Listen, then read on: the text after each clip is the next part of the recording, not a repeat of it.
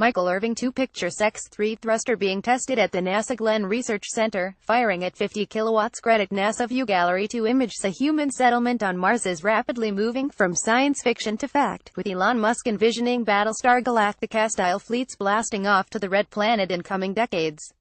That scenario is now one step closer, as engineers from NASA and the University of Michigan have successfully tested the X-3, a thruster designed to get us to Mars. And it's broken several records in the process. The X-3 is one of 3 Mars engine prototypes currently in development.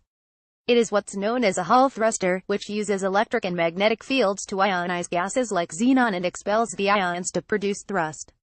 The technique is much cleaner, safer and more fuel-efficient than traditional chemical rockets, but the trade-off is relatively low thrust and acceleration. Mars missions are just on the horizon, and we already know that Hall thrusters work well in space, says Alec Gallimore, lead engineer on the X-3's development. They can be optimized either for carrying equipment with minimal energy and propellant over the course of a year or so, or for speed, carrying the crew to Mars much more quickly.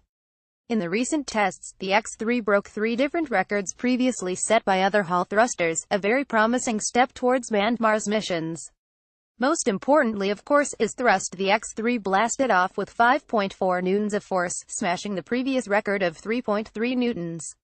On top of that, the engine also managed an operating current of 250 amperes, which is more than double that of the previous record, and ran at 102 kilowatts of power, just edging out the previous record of 98 kilowatts.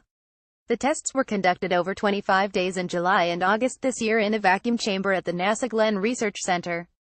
Since the thruster gives off quite a bit of exhaust, which can then interfere with readings, this particular vacuum chamber is apparently the only one in the US that can properly test the X-3. A specially built stand was also needed to support its 500 pounds 227 kilograms weight. Before the thruster can be fired up, it takes about 20 hours to pump the air out of the chamber to achieve a vacuum similar to that in space.